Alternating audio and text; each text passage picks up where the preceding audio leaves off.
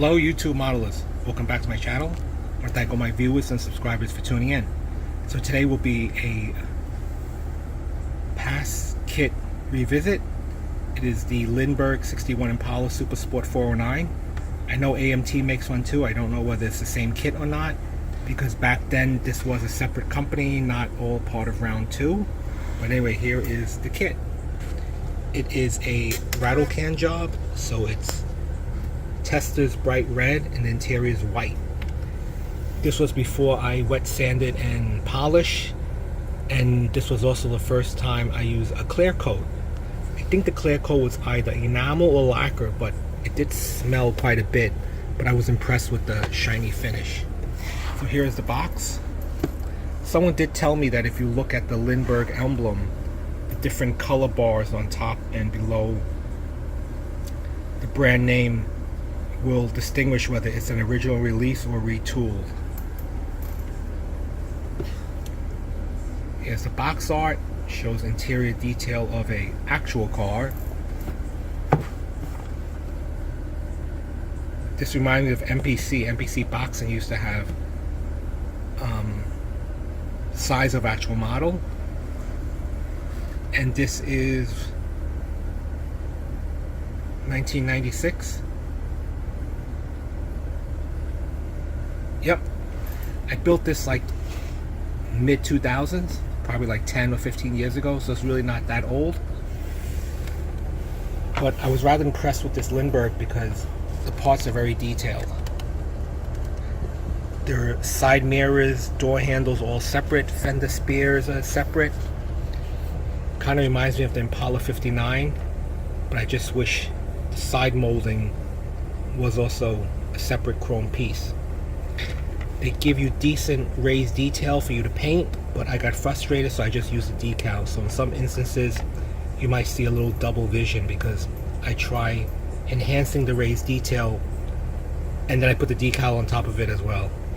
But it comes with that nice 409 with nice engine decals with the AC filter instructions, that recognizable 409 valve cover.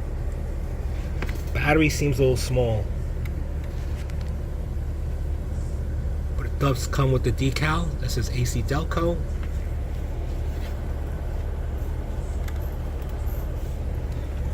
I did not mask the inserts when I was painting them, so they're not crisp and clean, but the shifter base is rather large. It's a large shifter base. I don't think decals came for the instrument panel, and I remember I ran out of paint for the passenger grab handle, so I just used whatever paint I had lying around, so it's not that smooth. But if you take the time out to bring out the chrome trim, it looks pretty nice.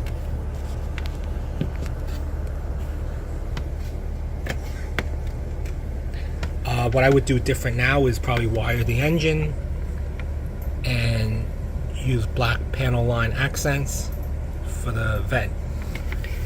I put this I decided to revisit this model because my buddy Vinny over at Gemini Scale Models is building his.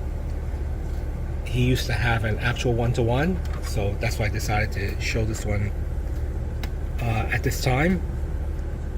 The detail is pretty decent. The front wheels do have kingpins, so it is posable, but there's no tie rod to tie them in.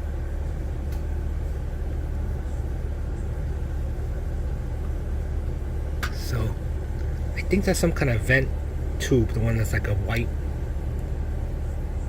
on the bottom of that black piece. I think it's some kind of vent tube. But the wheels do move. I always like to, I know some people like to glue them down, but I like to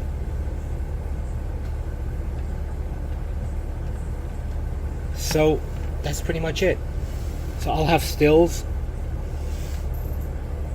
at the end, but a very decent, well detailed Lindberg model if you can get your hands on it. Thanks for watching.